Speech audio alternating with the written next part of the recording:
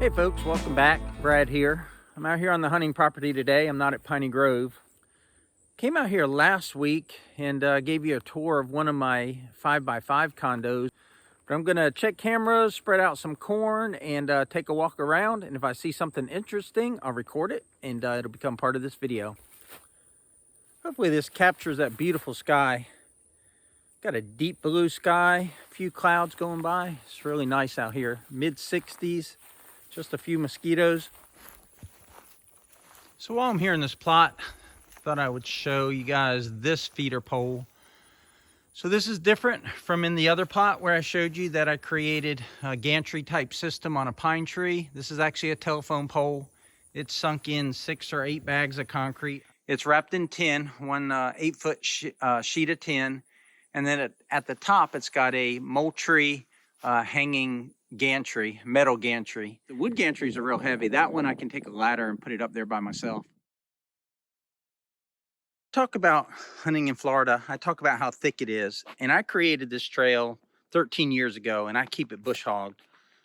But this is how thick it is. I mean, I'm literally at 6 foot eye level and you just can't see anything. It is just a wall of thickness on both sides of this trail. And that's the way the majority of this hunting lease is. It is this thick. But I try to keep this trail as clear as I can of debris because right now I'm walking quietly, but when it's 4:30 in the morning and it's still, you know, snapping one twig can be heard from a long way. So I try to get as much debris off this trail so it's as quiet as possible. And I always approach from downwind. If the wind's wrong, I won't hunt this stand, or if I don't have a stand that's right for the wind, I just simply won't hunt that day.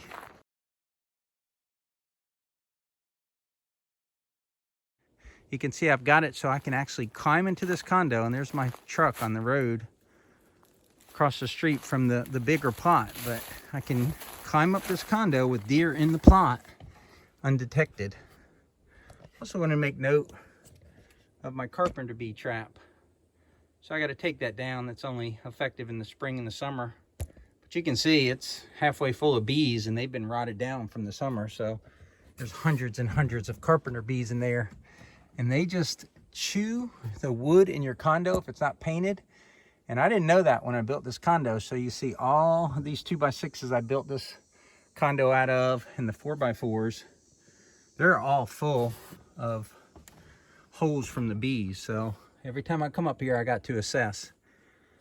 Now this condo is being held up. I got 2 guy wires. You can see one there with the turnbuckle and one there. And they're not real thick wires, but this held up to Hurricane Michael winds. This was pretty much, the center of the storm went over Gulf County. You saw the Mexico Beach pictures on the national news. And I'm not too far from Mexico Beach. And this condo stayed up. I had 2 that fell down, but I had 2 that stayed up. One thing I always look for when I come up here, make sure there's no snakes right here at eye level. And this is a deck that's been rebuilt several times out of treated wood, but it still rots. And as I'm up here, I'm checking everything. I mean, this is on the verge of needing rebuilding, this whole ladder. I'm gonna open this door here. And I'm gonna step back in case there's wasp in there, because I haven't opened this up in a year. Well, since March. Don't hear anything. Looking for snakes, looking for wasps. Nothing's jumping out at me. Okay, I've opened all the windows. I don't normally open this window, but this would be the view if I did. And there is a food plot about 150 yards that way, a little tiny, it was a logging ramp, so it's a 1/4 acre or less. And used to be able to kind of see deer in it, you know, at least see their shapes, but it's just got too overgrown.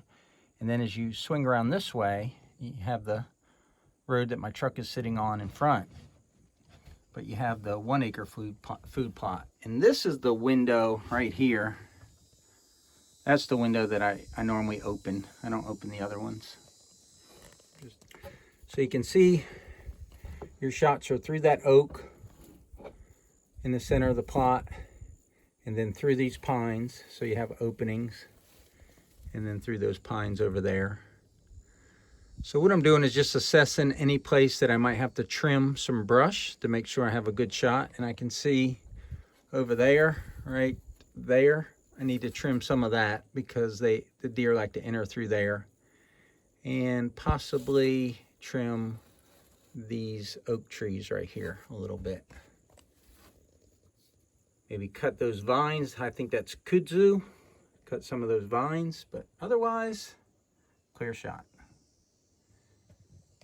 And then looking to the north, to the other plot. So I've got the road there, and sometimes deer will cross the road or come down the road. So I've got to knock off the top of this brush here. So I'll do that. And then that's the other plot at 130 yards. And you can see this tree right here I need to knock the top off of so I can shoot over top of it. And a little bit of brush around the base of the pines. So I got a little bit of work to do today. It's not too bad. But that's the view. This is a 4x4 condo. When I first opened the door, it had 2 feeders in it.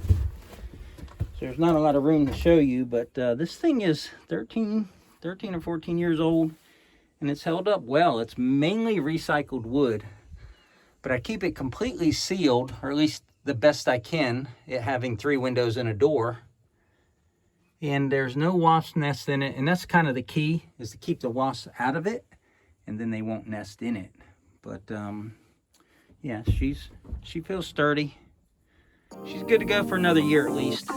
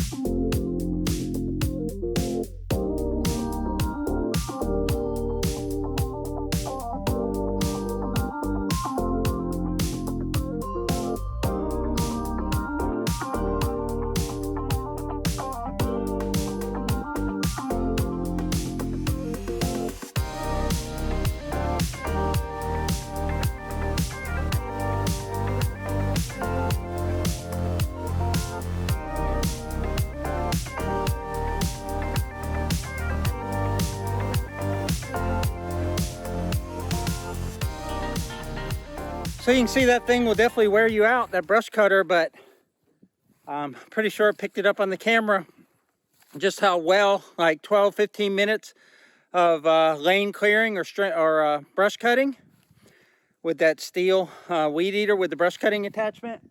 Now I have unobstructed view and unobstructed shooting lanes through all these pines right here.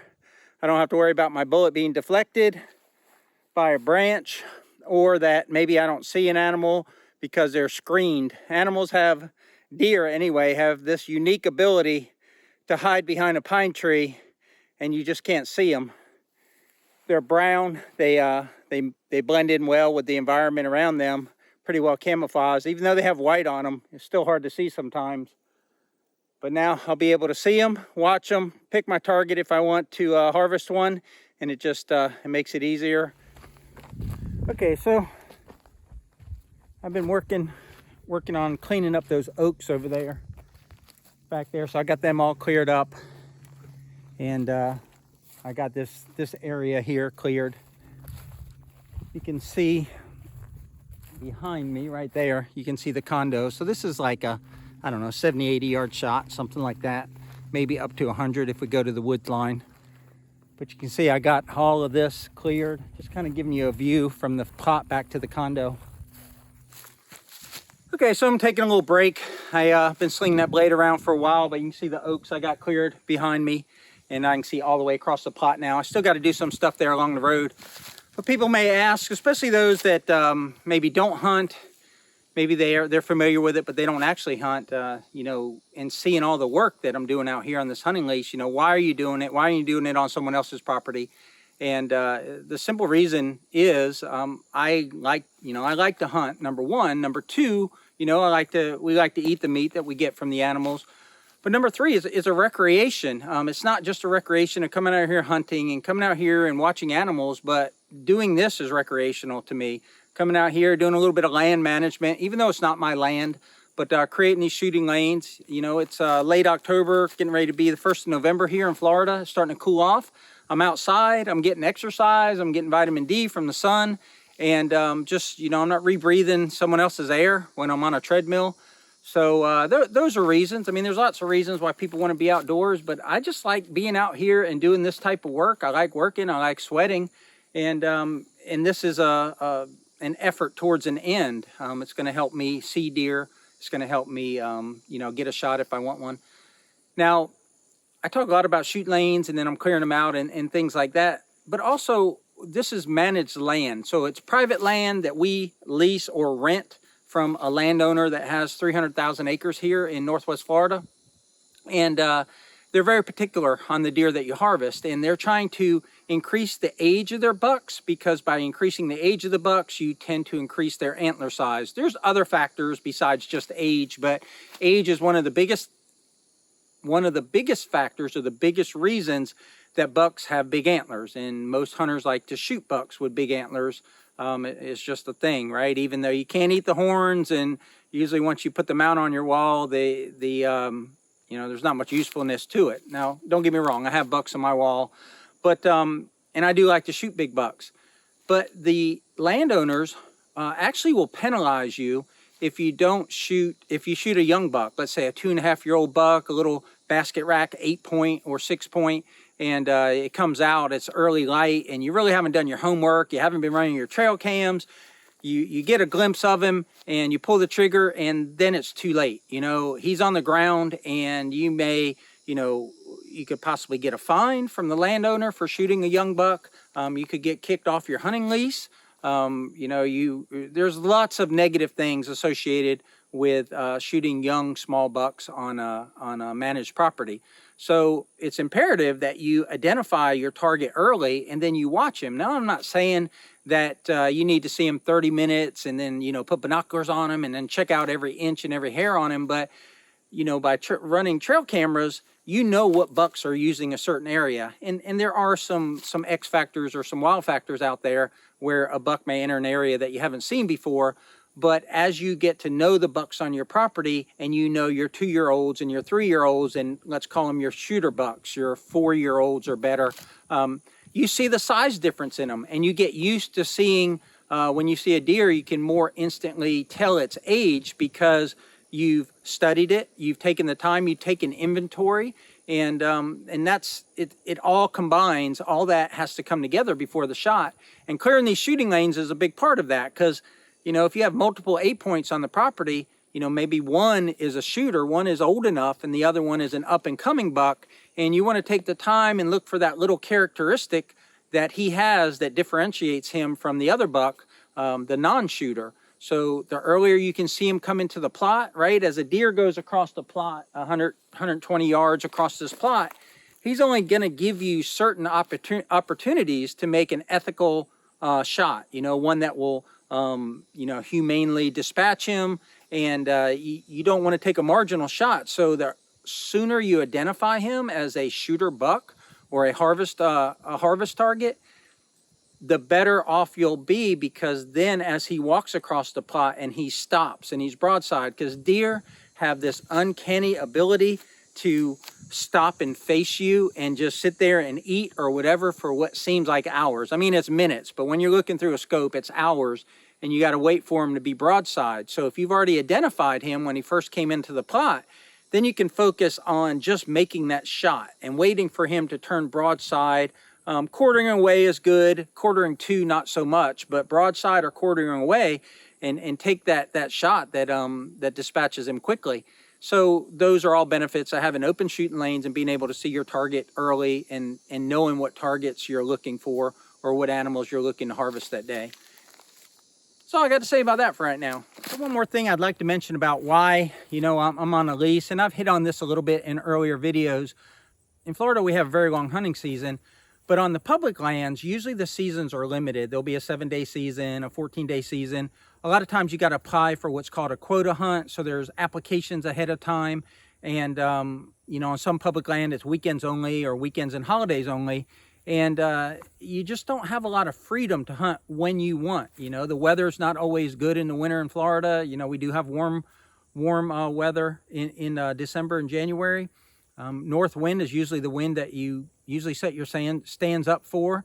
And, you know, there's only so many days of north wind, and that may be a Wednesday, and the public land isn't open. Or maybe the quota hunt is December 14th through 30th on some land, and the rut's not until January. So there's all these factors of hunting public land, not counting the fact that there's a lot more hunters that want to hunt than there is really reasonable amount of land for them to hunt on the public side or in the public sector.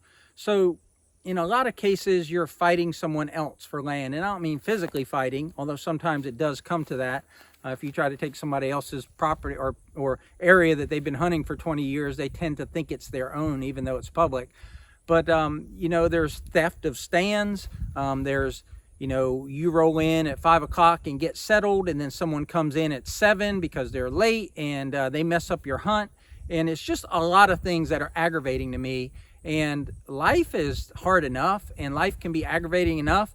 I don't want to go in the woods and be aggravated. I want to, for lack of a better term, control as many factors as I can when it comes to hunting. I invest a lot of money in it. There's a lot of time invested in it, but it's really my only true hobby. Don't drink, don't smoke, don't have any of those type of vices. So it's the one thing I do that I enjoy. So I don't want to take the one thing that I enjoy and put myself in an environment where I'm going to get frustrated. So sure, I have frustrating moments out here. There's times when our roads flood. There's times when the buck that you want gets shot by a neighbor, or 1 year, a buck that I had passed actually got hit on the dirt road just before the season of the following year when he was going to be an even bigger and better buck.